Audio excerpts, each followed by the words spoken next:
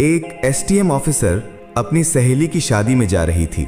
उसने आम लड़की की तरह कपड़े पहने हुए थे, ना कोई सरकारी गाड़ी, ना कोई सुरक्षा, बस एक आम लड़की की तरह मोटरसाइकिल चला रही थी। जब वो हसनाबाद शहर के पास पहुंची तो आगे एक पुलिस चेकपोस्ट दिखाई दिया। वहां 3-4 पुलिसकर्मी चेकपोस्ट के बाहर सड़क पर खड़े थे।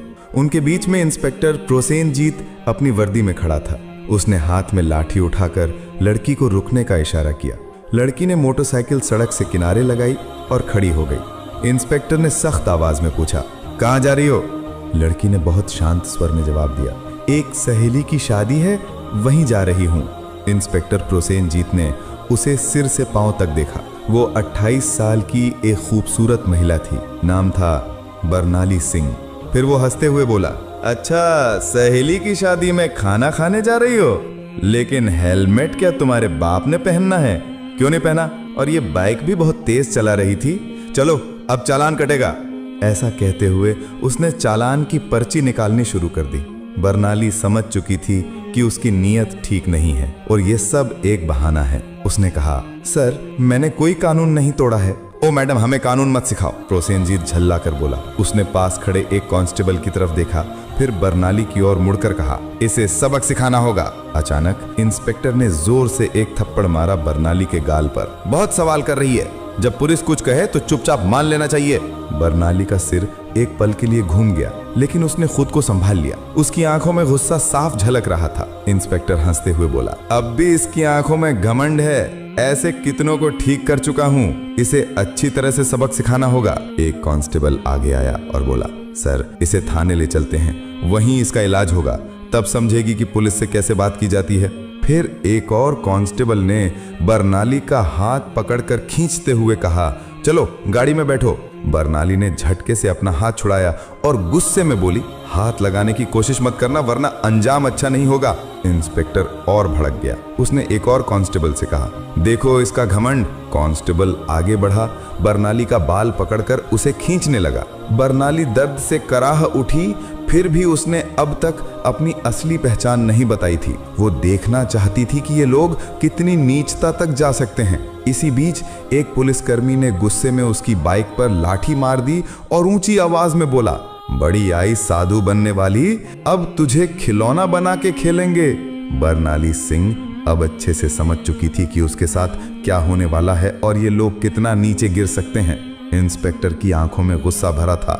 वो जोर से चिल्लाया, तेरे जैसे कई होशियार देखे हैं, पुलिस से पंगा लेगी, आज मजा चखाएंगे। चलो इसे थाने ले चलते हैं, वहां समझ में आ जाएगा। इस समय भी बरनाली सिंह चुप थी। उसने अब भी अपनी पहचान उजागर करने की कोई कोशिश नहीं की। वो देखना चाहती थी कि ये लोग प्रशासन की कितनी बदनामी कर सकते हैं और एक आम नागरिक पर किस हद तक जुल्म ढा सकते हैं। इंस्पेक्टर प्रोसेनजीत अब खींच चुका था। उसके सामने एक ऐसी महिला खड़ी थी जिसके कोमल गाल पर थप्पड़ पड़ा था, जिसके बाल खींचे गए थे, जिसे जबरन सड़क पर घसीटा गया था। फिर भी वो एक मूर्ति की तरह शांत खड़ी थी, न कोई चीख न कोई आंसू। इंस्पेक्टर प्रोसेनजीत सोच रहा था, थाने पहुंचते ही देखता हूँ इस जिद्दी और घमंडी औरत का इलाज कैसे किया जाए। ये सिर्फ गुस्सा नहीं था, ये वो गुस्सा था जो अंदर ही अंदर सुलग रहा था। चौकी इंचार्ज इंस्पेक्टर हंसते हुए बोला, अब इसकी जबान भी चलने लगी है, चलो थाने, देखेंगे कितनी चलती है इसकी जबान। थाने में घुसते इंस्पेक्टर जोर से चिल्लाया, ओए कहाँ गए सब, चाय पानी लगाओ जल्दी, आज एक खास माल आया है। बरनाली सिंह अब भी कुछ नहीं बोली, बस थाने की दीवारों को देखती रही। वो देख रही थी कि ये लोग उन निरीह लोगों के साथ कैसा व्यवहार करते हैं जो कभी आवाज नहीं उठाते। तभी एक कांस्टेबल इंस्पेक्टर प्रोसेनजीत की ओर झुककर फुसफुसाया, क्या केस है सर? इंस्पेक्टर ने हंसते हुए कहा, अरे कुछ भी नहीं, स्पीड ब्रेक करो या हेलमेट का बहाना मारो, जो मन हो लिख दो, बस अनबर करना है और इसका घमंड तोड़ना है, ज्यादा सवाल मत कर। बरनाली सब कुछ सुन रही थी, लेकिन उसकी आंखें अब भी चुप थीं। मनो वो चाहती थी कि पुलिस की ये गिरावट खुद उनके ही मुंह से उजागर हो। इंस्पेक्टर कुर्सी पर बैठा, हाथ में पेन लिया और टेबल पर घुमाने लगा। फिर बरनाली की ओर देखकर पूछा, नाम क्या है, कहाँ रहती है, किसकी बेटी है? बरनाली चुप रही। फिर इंस्पेक्टर बोला, सुनाई नहीं देता, नाम क्या है तेरा? लेकिन बरनाली की चुप्पी अब भी पत्थर की दीवार जैसी अडिग। तभी इंस्पेक्टर ने जोर से मेज पर हाथ मारा, इतनी जोर से कि आवाज पूरे थाने में गूंज उठी। फिर गुस्से से चिल्लाया, सुनाई नहीं देता, नाम बता जल्दी। बरनाली ने मुंह घुमाकर शांत स्वर में उत्तर दिया, जी सुमिता शर्मा।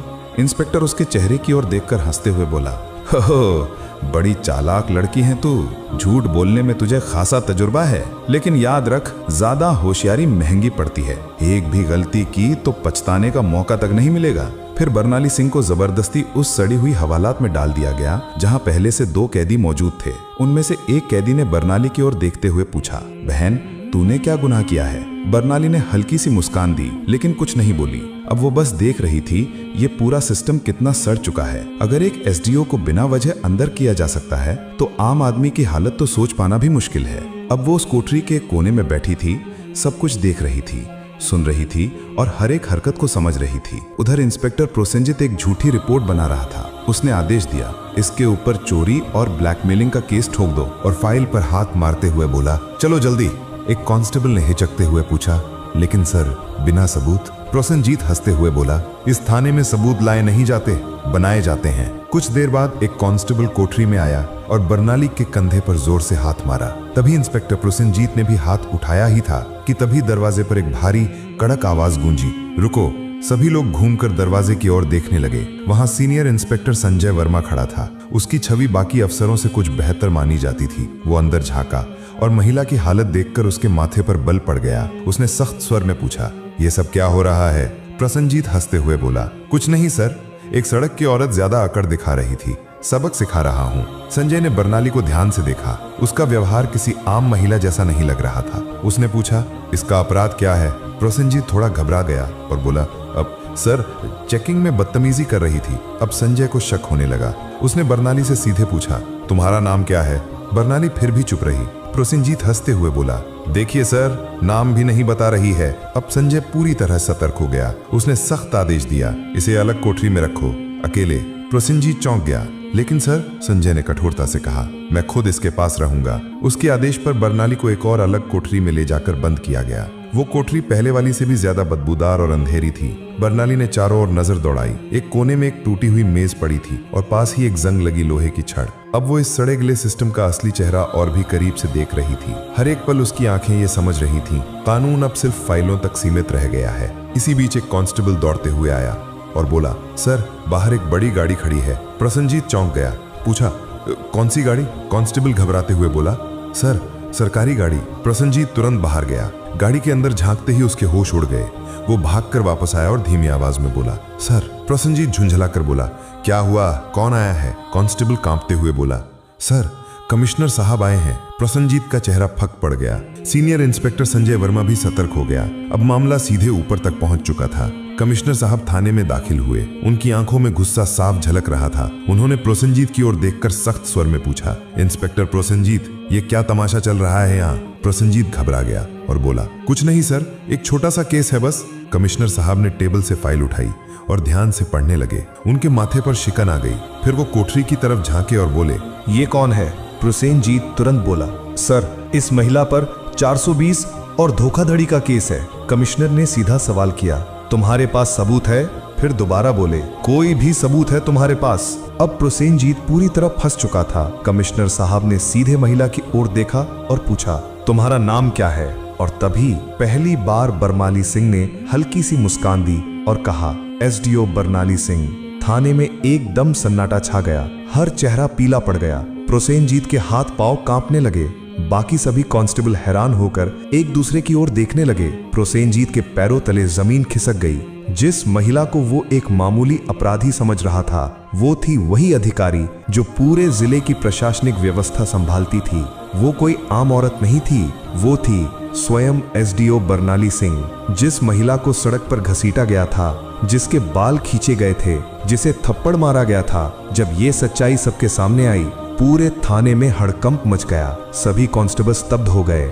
कमिश्नर साहब ने तेज गुस्से से भरी नजर से इंस्पेक्टर प्रोसेनजीत की ओर देखा और गरजते हुए बोले, प्रोसेनजीत, तुझ में इतनी हिम्मत आई कैसे कि तू एक सीनियर ऑफिसर पर झूठा आरोप लगाने की जुर्रत कर बैठा? प्रोसेनजीत कुछ बोलने की कोशिश कर ही रहा था कि तभी पास में खड़े सीनियर इंस्पेक्टर संजय वर्मा जोर से बोले, सर मैंने पहले ही कहा था कि यहाँ कुछ ना कुछ गड़बड़ है। अब प्रोसेनजीत पूरी तरह अकेला पड़ चुका था। तभी पहली बार बरनाली सिंह ने अपनी शांत लेकिन दृढ़ आवाज में सीधा फैसला सुना दिया, प्रोसेनजीत, अब तेरी नौकरी गई, तेरा सस्पेंशन पक्का और तेरे खिलाफ अब केस भी चलेगा। ये सुनते ही प्रोसेनजीत का चेहरा जैसे सफेद पड़ गया, सांस अटकने लगी। बाकी पुलिसकर्मी भी उससे नजरें चुराने लगे।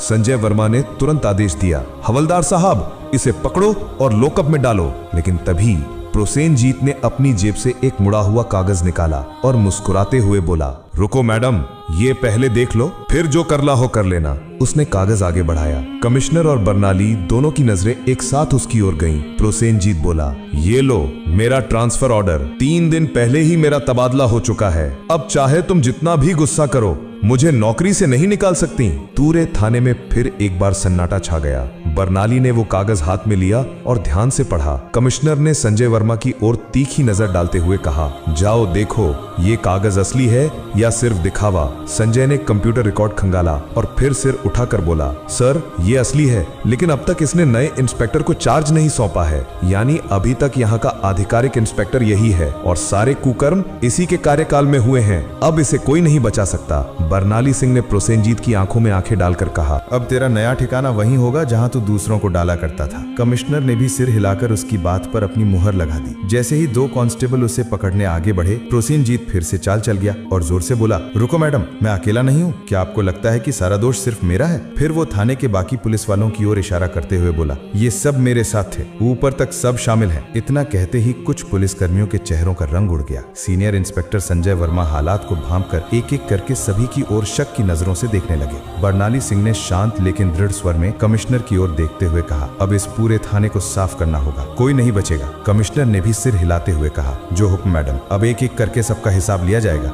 ये बात मुंह से निकलते ही थाने के भीतर बिजली सी गिर गई। थाने के बाहर कुछ पत्रकार पहले से खड़े थे। उन्हें पहले से ही शक था कि थाने के अंदर कोई बड़ा घोटाला चल रहा है। जैसे ही उन्हें खबर मिली कि पूरा थाना लाइन हाजिर किया गया है, उन्होंने तुरंत मोबाइल से ब्रेकिंग न्यूज वायरल करना शुरू कर दिया। उसी वक्त एक चमचमाती गाड़ी थाने के सामने आके रुकी। दरवाजा खुला और स्वयं एसपी साहब बाहर आए। चारों ओर नजर दौड़ाई, हर चेहरे पर हवाइयां उड़ रही थीं। थाने के सारे अफसर एक तरफ चुपचाप खड़े थे। एसपी साहब ने तीखे स्वर में पूछा, यहाँ कब से तमाशा चल रहा है? लेकिन कमिश्नर और थाना इंचार्ज दोनों एकदम चुप थे। तभी बर्नाली सिंह ने सीधे एसपी की आंखों में आंखें डालकर कहा, क्या तुम्हें लगता है तुम बच जाओगे? संजय वर्मा तुरंत एक फाइल निकालकर बर्नाली सिंह के हाथ में थमा दी। ये वही फाइल थी जिसमें एसपी साहब के सारे काले कारनामों का पर्दाफाश था। बर्नाली ने वो फाइल एसपी साहब की ओर बढ़ाते हुए कहा, लो देखो, इसमें तुम्हारे हर गुनाह का किराया लिखा है। एसपी साहब के माथे से पसीना बहने लगा। कमिश्नर ने बिना एक पल गंवाए तेज आवाज में आदेश दिया, पकड़ो इसे, तुरंत गिरफ्तार करो। पूरा थाना स्तब्ध रह गया। इतने बड़े अफसर को किसी ने पहली बार खुलेआम इस तरह चुनौती दी थी। एसपी की गिरफ्तारी के साथ ही पूरे जिले में तूफान आ गया। मामला दिल्ली तक पहुंच गया। मुख्यमंत्री तक खबर पहुंच चुकी थी और वहां से सीधे आदेश आया कि जिले में जितने भी अफसर मिलकर गड़बड़ कर रहे थे, सबको गिरफ्तार करो। अगले 2 ही दिनों में पूरे जिले से 40 से ज्यादा पुलिस अफसर, 10 से ज्यादा बड़े अधिकारी और कुछ राजनीतिक नेता भी गिरफ्तार कर लिए गए। हसनाबाद जिले की हवा ही बदल गई। अब चारों तरफ सिर्फ एक ही नाम था, एसडीओ बर्नाली सिंह। उनकी ईमानदारी और साहस की चर्चा हर जुबान पे थी। वो महिला जिसने पूरे सड़े गले सिस्टम को हिलाकर रख दिया था। अब प्रशासन में एक नई गति, एक नई सोच और सबसे अहम एक नया डर आ गया था। अब कोई भी ये नहीं कह सकता था मुझे कुछ नहीं होगा। बर्नाली सिंह का काम पूरा हो चुका था। उन्होंने साबित कर दिया था, अगर मन साफ हो, नीयत सच्ची हो, तो पूरा देश भी सुधारा जा सकता है। अगर आपने वीडियो को यहाँ तक देखा है तो प्लीज एक लाइक जरूर करें और चैनल को सब्सक्राइब करके हमारा साथ दें।